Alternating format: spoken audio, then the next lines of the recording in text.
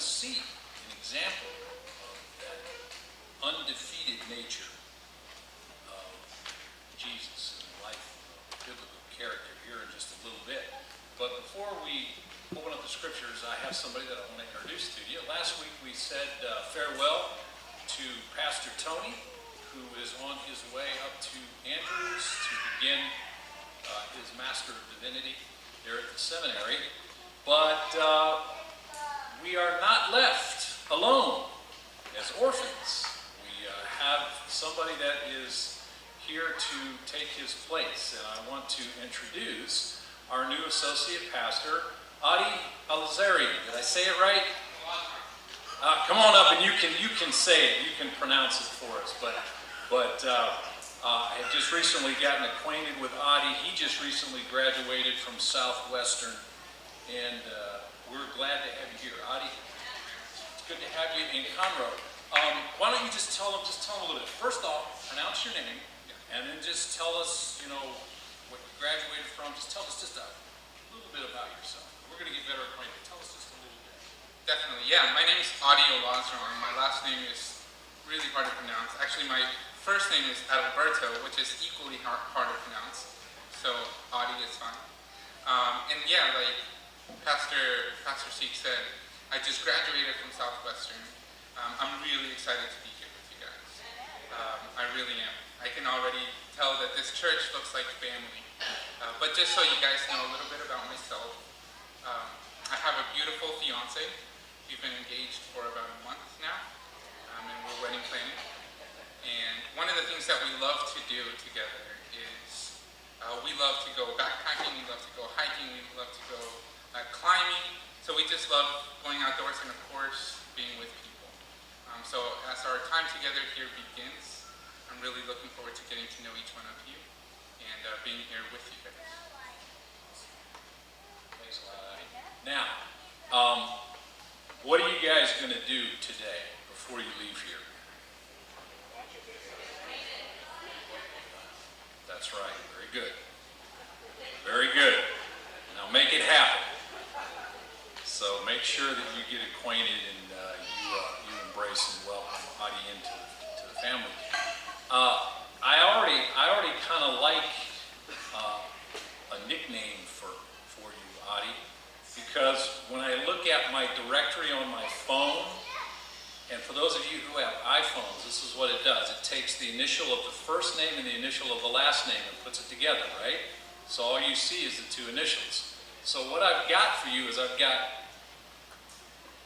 2 zeros, okay?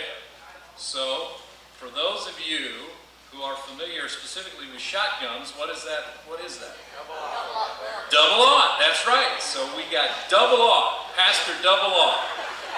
And hopefully you'll be like a shotgun for us, Adi. So that's going to be my nickname. So if you hear me refer to Pastor Double aught, you know what I'm talking about.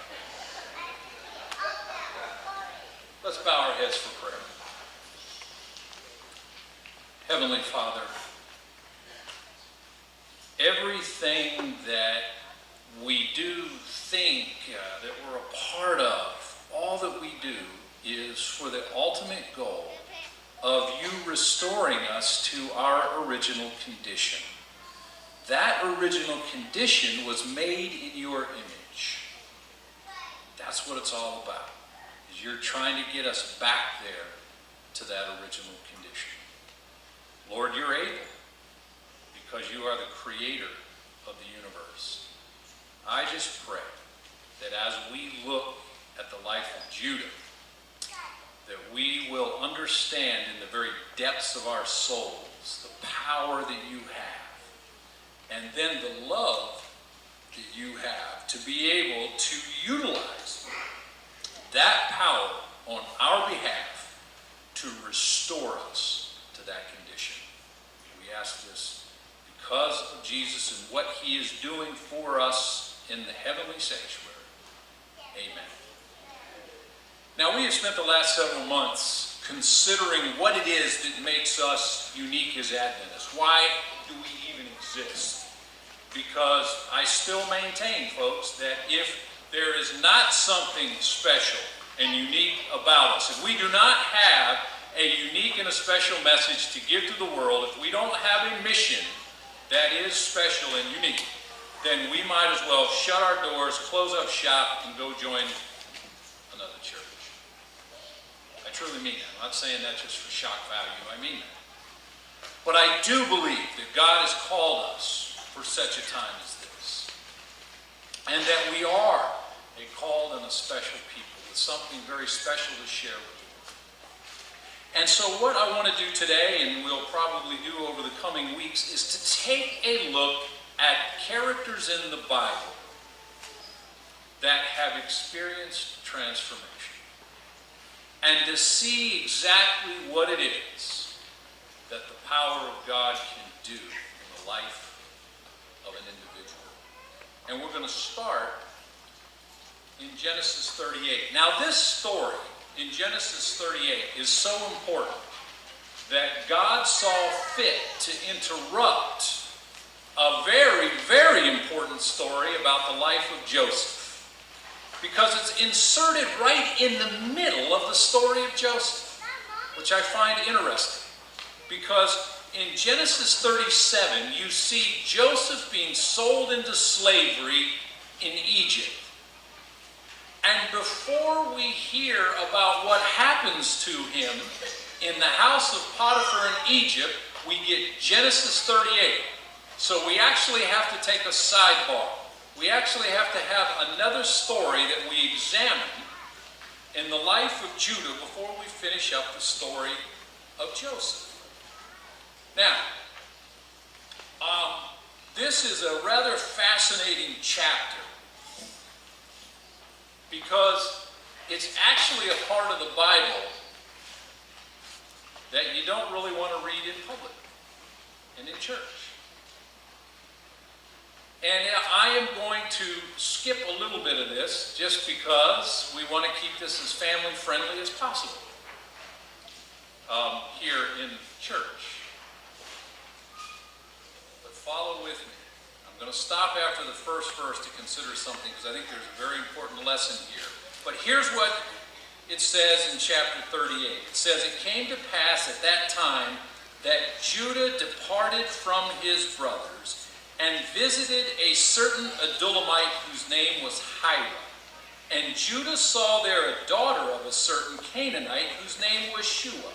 And he married her and went into her."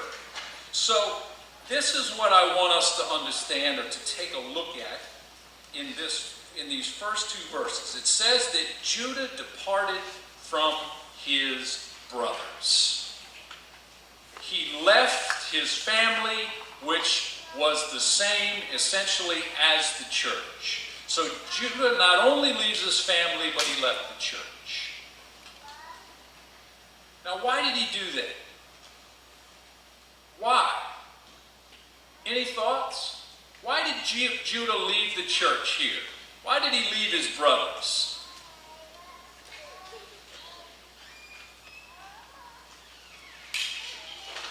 Do I have your attention? Let's go look in Genesis 37. If you go to Genesis chapter 37, and we pick up in the middle, really, or towards the end of that chapter, because this is the story where Joseph goes to find his brothers, and when they see him coming to check on them, what do they want to do? They want to kill him. And says, I'm in verse 23 of Genesis 37. "So it came to pass when Joseph had come to his brothers that they stripped Joseph of his tunic, the tunic of many colors that was on him. Then they took him and cast him into a pit, and the pit was empty. There was no water in it, and they sat down to eat a meal. Then they lifted up their eyes and looked, and there was a company of Ishmaelites coming from Gilead with their camels bearing spices, balm and myrrh, on their way to carry them down to Egypt. So Judah," verse 26, "so Judah said to his brothers, 'What profit is there if we kill our brother and conceal his blood? Come and let us sell him to the Ishmaelites, and let not our hand be upon him, for he is our brother and our flesh. and his brothers listened. So what did Judah, now Judah was in on the original plan too. Because who was the only one that kind of balked at the original plan of whacking their own brother? Who was the one? Reuben, right? Reuben is the one that said, no, let's not do that. Let's put him in the pit. So Judah was in on this plan to originally kill him, but now decides, you know what? Why not let's get some money for him. We are his brothers. We won't be the ones to kill him. We'll let the Egyptians do that. Right? Because that's essentially what's happening. He's selling his brother into slavery in Egypt, knowing how awful and harsh it is to be a slave in Egypt. So he's saying, we'll let the Egyptians take care of it. So then basically his blood won't be on us. This is the Judah that we're dealing with. Now I want you to think about this, because this is important.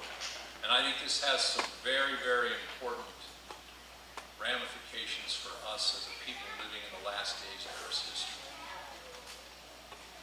What do you think it was? Now that we've looked at this, what do you think it was that caused Judah to walk out on his family and his church? I heard somebody say, guilt. Not only has he done this horrible thing to his brother, but he went and lied to his father. And he had to sit and watch the grief of his father as a result of what he had done. And he left that unresolved in his own soul, and it just began to rip at him until finally he has to leave. Folks, I will tell you that if we do not deal with the sin, the conflict that's in our life, we will eventually leave.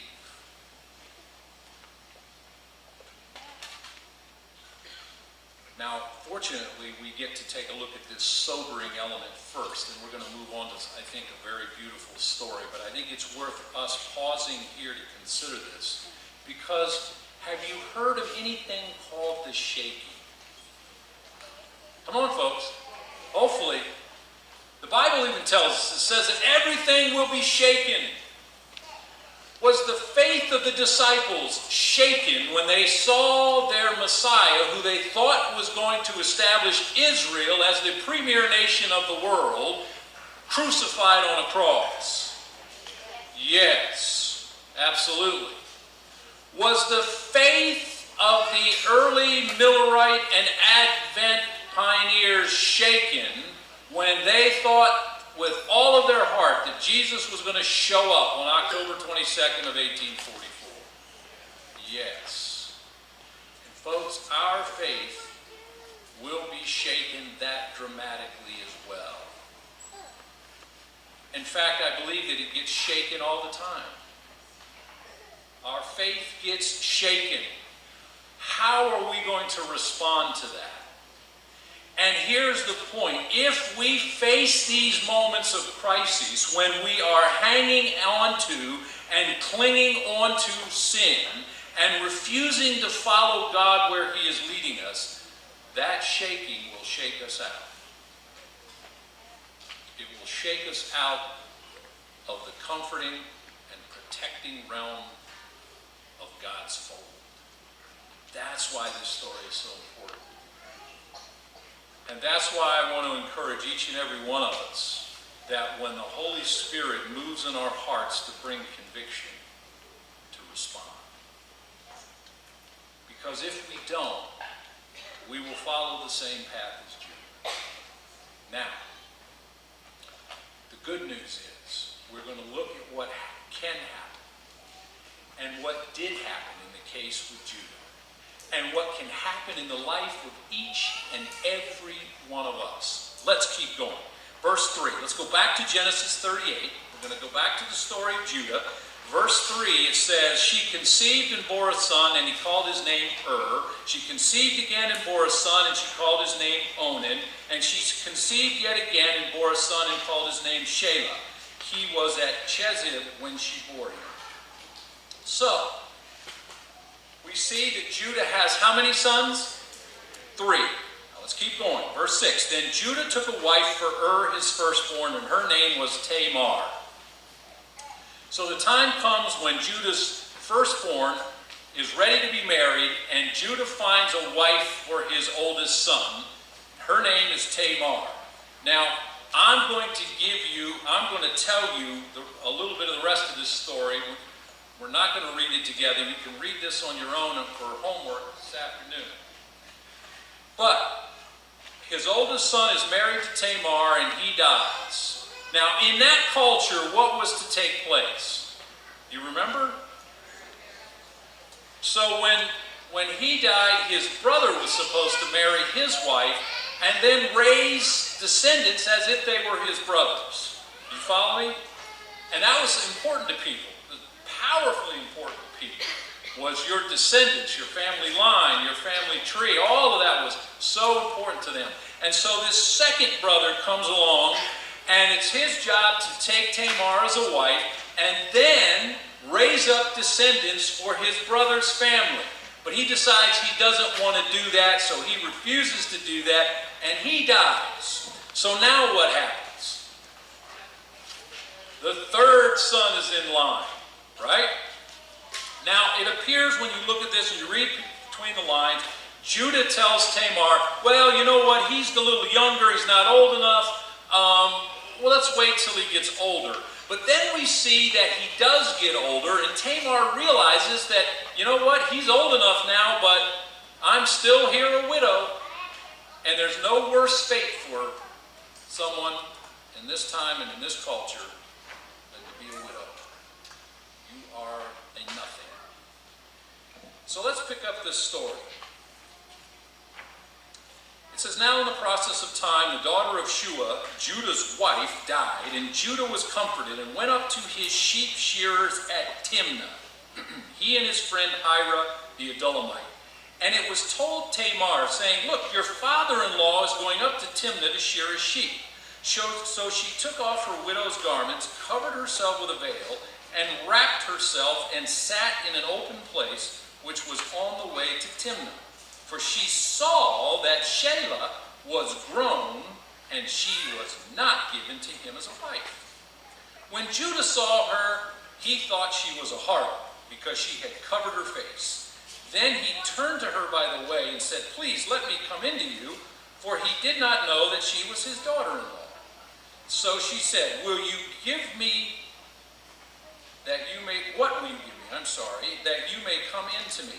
And he said, I will send you a young goat from the flock. And she said, will you give me a pledge till you send it? Then he said, what pledge shall I give you? So she said, your signet and cord and your staff that is in your hand. Then he gave them to her and went into her, and she conceived by him. So horror of horrors, not only does he get involved with his daughter-in-law, but he gets her pregnant. Folks, this is a pretty horrible story. Don't you agree?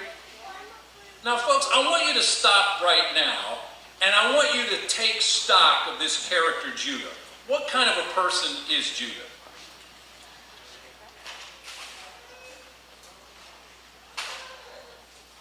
Come on. This guy is a scumbag. And that's really putting it mildly. He wants to kill his brother, then decides to sell him into slavery so the Egyptians will do it for him, and now he gets his own daughter-in-law pregnant. This is the kind of guy we're dealing with. Oh, by the way, he also lied about all of this to his father, even though he sat there and saw it break his father's heart. This guy is evil. This guy is evil. I mean, seriously, really, does Osama bin Laden have anything on this guy? Not really. They look like they're both of the same ilk. Lowlifes. Let's keep going. So she arose and went away and laid aside her veil and put on the garments of her widowhood. So she takes off the garments of being a harlot and puts on her garments of being a widow again. And Judah sent the young goat by the hand of his friend the Adullamite. So he takes Hira and he says, oh, by the way, will you please go pay this harlot that I saw on the way there? Why don't you go take her my payment, take this goat up to her, which he does here. And then he asked the men of that place. So he takes the goat up to try and find her. He couldn't. Then he asked the men of that place, saying, where is the harlot who was openly by the roadside? And they said, there is no harlot in this place. Also, by the way, when he gives her the goat, what does he get back? He gets his staff and his signet and his ring. He gets all of his stuff back, right? He gets all the emails back. He gets to delete the emails, right? Follow me? In today's language, so in other words, he gets the evidence back. Very important. Thank you. So he gets the evidence back. But he can't find it. And they say, well, there's no harlot around here. What are you talking about? There's nobody around here like that. So then we keep going. And he returned to Judah and said, I cannot find her. Also, the men of the place said there was no harlot in this place. Then Judah said, let her take them for herself, lest we be shamed. For I sent this young goat, and you have not found her. In other words, just leave it alone. Because if you keep trying to find her, you're just going to stir up a lot of inquiry and everything, and then everybody is going to find out what happened. So just leave it alone. We'll let her go away, and hopefully it'll just disappear. And that will be the end of it. But what does the Bible say about our sins?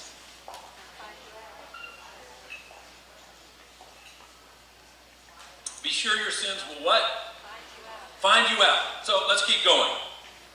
Then Judah said, and it came to pass about 3 months after that Judah was told, saying, Tamar, your daughter-in-law, has played the harlot. Furthermore, she is with child by harlotry. So Judah said what? What does Judah say? Bring her out and what? Let her be burned. Whoa! You see what happens when you leave sin to fester in your heart? You become very harsh, don't you? And he wants to burn her for what he is guilty of. Wow, he's just passed sentence on himself, hasn't he? Man, really, Judah? You were the one, and here you want her to be burned. But let's see what happens, because now we're going to see that this is going to it's going to come to a watershed moment.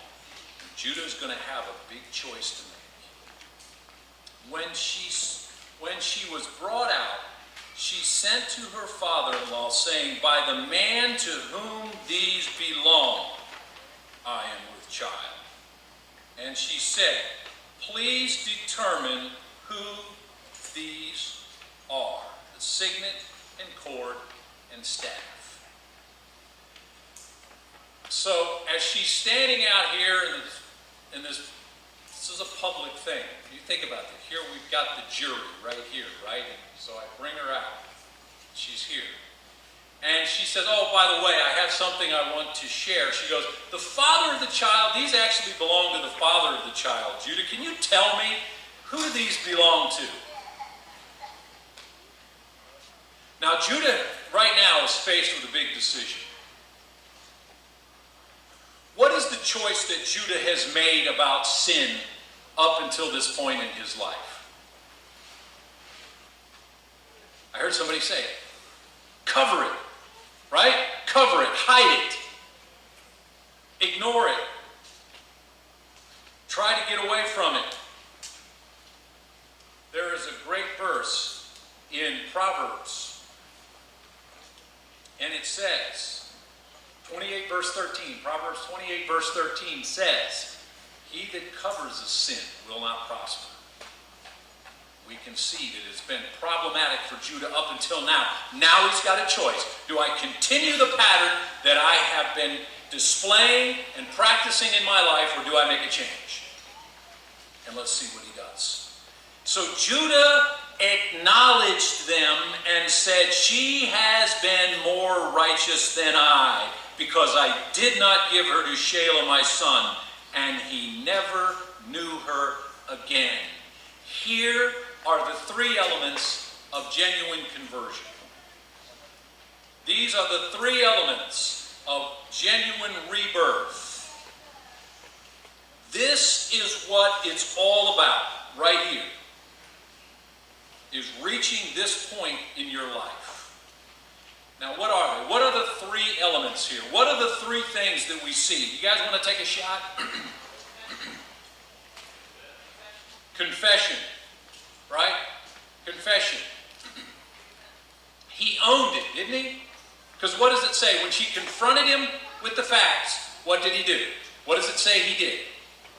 He acknowledged it. He owned it. He said, yes, you're right. Okay, those are mine. I am the guilty party. I am guilty. He confessed. Then what did he do? What was the second element here? Definitely repentance, but what's the second element? What does he do next? It says he acknowledged it, and then what did he say? Forsaken it. Getting ahead of me just a bit. Hold on to that. What does he say? She is more righteous than I am. Now, was Tamar, was it okay for her to do what she did? No, she sinned as well. It was wrong for her to do what she did. But Judah does not come along and try to pull her into the mud story, does he? And say, well, yeah, okay, it was me, I was wrong, but she was wrong too. He also doesn't try to disparage her at all, does he? Does he try to attack her character? No. Not only does he acknowledge the fact that he sinned in being with her, but he acknowledges the fact that it was because of his failure that drove her to do it. And he's saying, you know what? She did this because she was desperate. Because I did not do what I was supposed to do. And take away the shame of her widowhood and give her to my youngest son. He does not attack her. And then thirdly, it was already mentioned, what did he do? Go ahead, Buster. What did he do? Forsaken. He forsook it.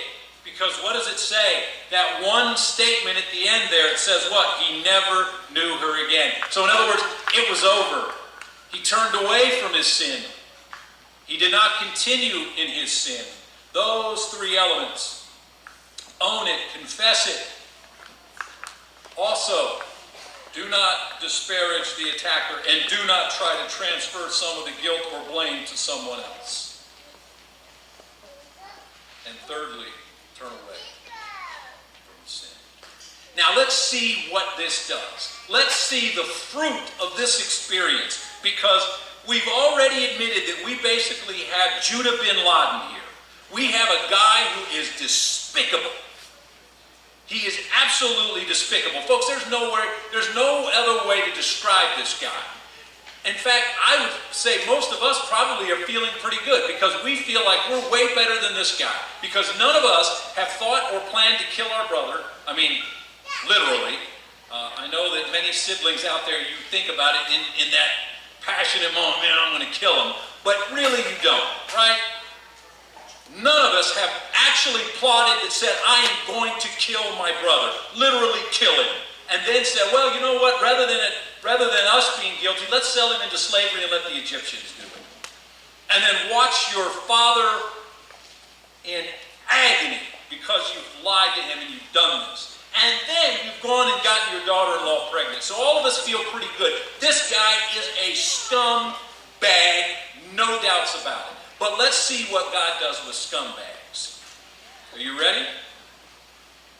Now, let's go to Genesis chapter 42. Let's go to Genesis chapter 42. And if you look at the first part of Genesis chapter 42, it says, "When Jacob saw that there was grain in Egypt, Jacob said to his sons, 'Why do you look at one another?' And he said, 'Indeed, I have heard that there is grain in Egypt. Go down to that place and buy for us there, that we may live and not die.' So Joseph's 10 brothers went down to buy grain in Egypt." Now, what do we know without saying anything else? Because we've heard nothing else about Judah since. The story stops with Judah's wife giving birth to twins. Or I'm sorry, not his wife, it's his daughter-in-law. Oops. His daughter-in-law giving birth to twins, and then that's it. We go back to the story of Joseph. But now here we see that 10 brothers are going into Egypt to get grain. What do we know about what has happened to Judah? Judah is back home, right? Just do the math. Okay? How many brothers are there? 12. Where's Joseph? In Egypt. Where's Benjamin? At home. So how does that leave? 10. If Judah had still been away, it would have only been 9 brothers that went into Egypt, right? Judah is back with the family. Can you say amen about that? Judah is back with the family. He's back with the church. Judah has returned. And when you go and you look at the first half of chapter 43, I'm going to tell you in the interest of time, when you look at this story, and hopefully we're all familiar with this story. If you're not, go back and read it. Awesome story. But they go down, they see Joseph, they don't realize it's Joseph, and he gives them grain and gives them their money back, and they go back home, right?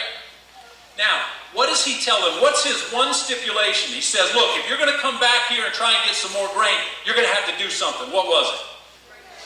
You got to bring your youngest brother.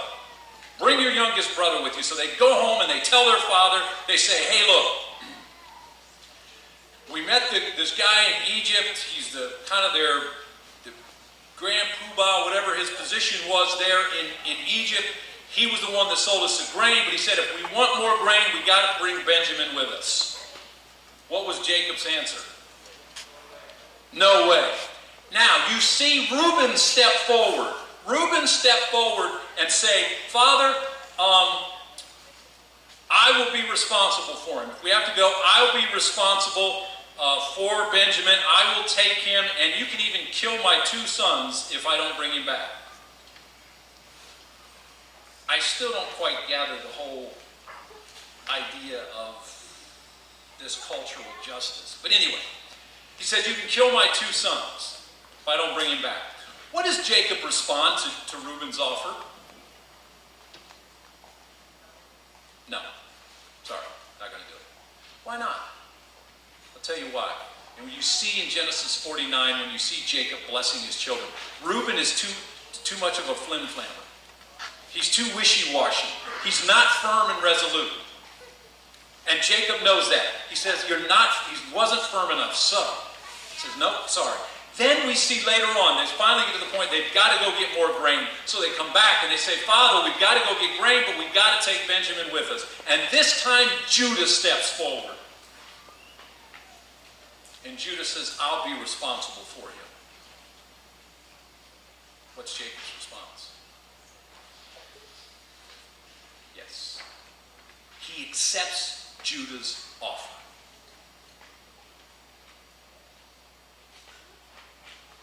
Think about this, folks. We've seen what a scumbag this guy was.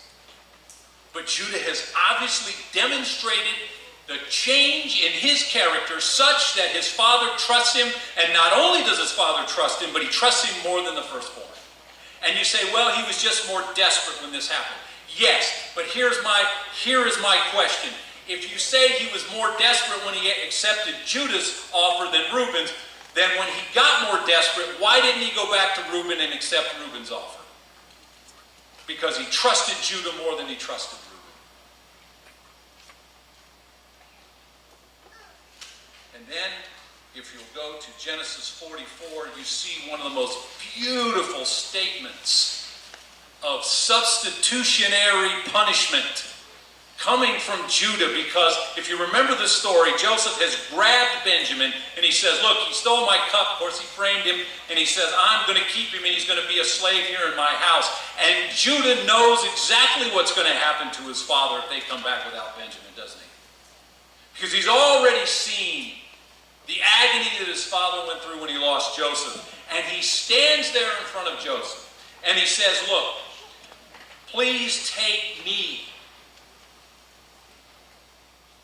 and send my brother Benjamin home. He says, you have no idea, sir. He said, you have no idea.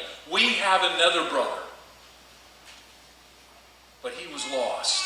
And that almost killed my father. Sir, if I don't take Benjamin home, it's going to kill my father. Take me. You can do whatever you want with me, but please let my brother go. Has there been a change of heart in the character of Judah?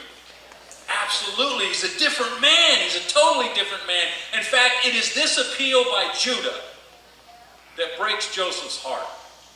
And you see, that's when Joseph finally breaks down. He can't keep up the charade anymore. Because here's Judah, a man who wanted to kill him and then sold him into slavery. Here he is, being willing to himself be submitted to slavery and maybe a harsh and brutal death so that he can save his brother. Folks, there's a 180-degree turn here in the life of Judah.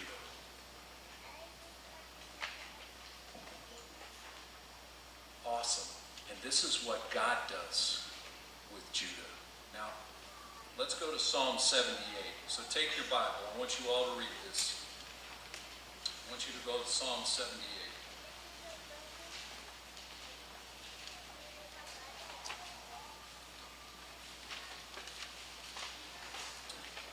Now, who was the faithful one of these boys, of the sons of Jacob? Who was the faithful one? Who got the birthright?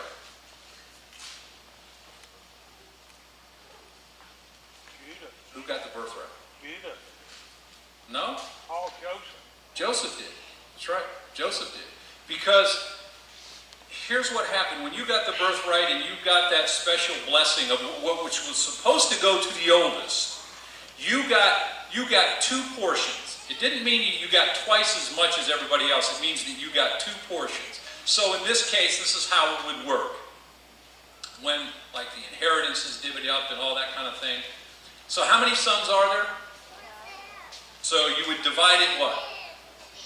12 ways, right? Except in this case, what you did was you would divide it 13 ways, and Joseph would get 2/13. Everybody else would get 1/13. Do you follow me? So that was the blessing. That's what Joseph received. And we see that in Israel because is there a tribe named Joseph? Instead, there are how many tribes connected to Joseph? 2. There are 2 tribes connected to Joseph, the tribe of Manasseh and the tribe of Ephraim.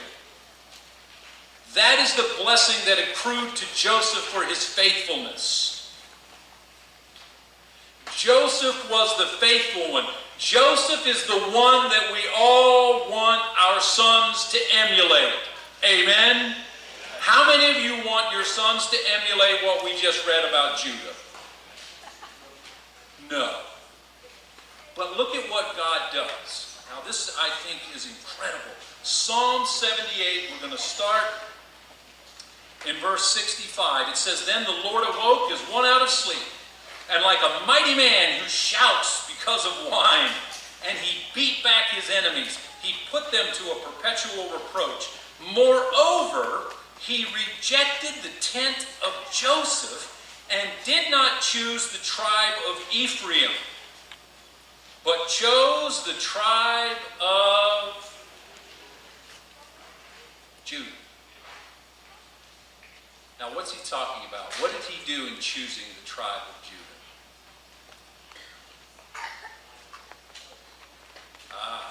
If you go to Genesis 49, you will see that on his deathbed, Jacob, in blessing Judah, says, "Judah, a lawgiver will not depart from your descendants until Shiloh comes." In other words, he's saying, Judah, you are going to be the great-great-great-great-grandfather of the Messiah. God is going to send his own son through you. Do you realize how important this was to him?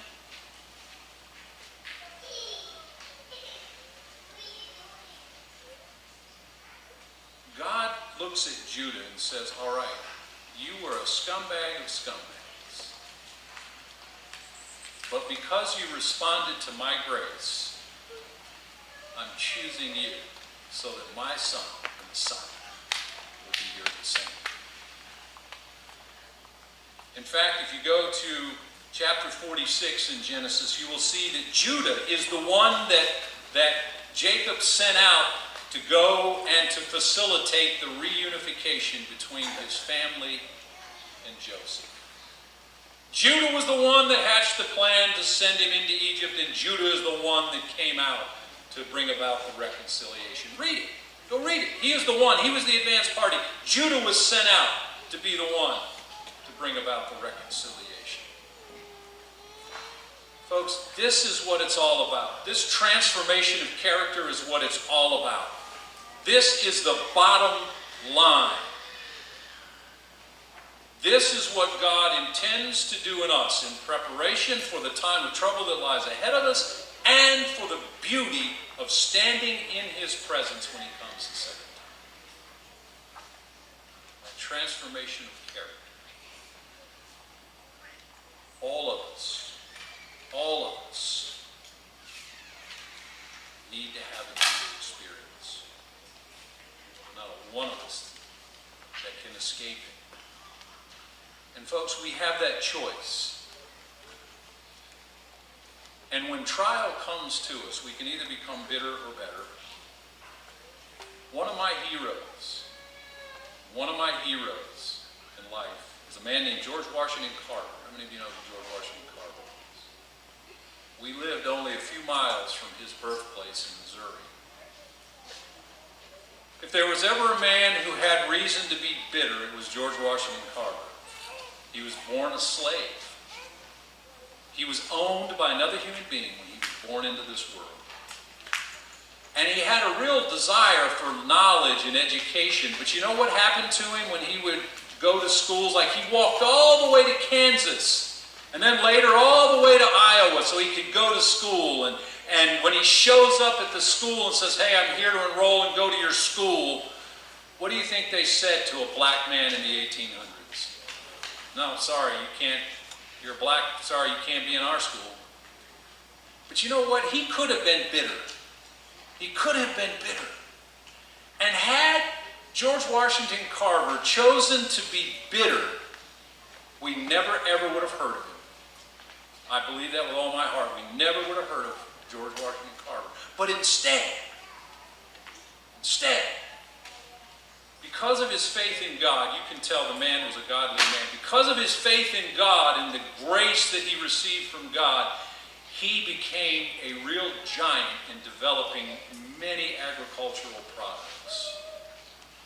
And we know George Washington Carver today. There's even a national monument and a national park at his birthplace because of what God did in his life and his heart. That's what it's all about. I just want to leave you with the challenge to have a Judah experience. We all need it. The first step to transformation in our life and in our characters. Man, it is hot in here, isn't it? Ooh, yeah, I'm beginning to sweat. The first step to transformation in our characters is believing that it can happen.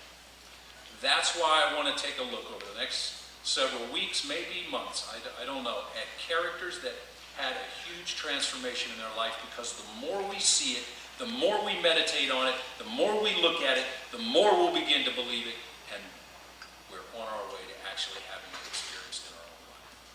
Amen. All my prayer is we will believe it and experience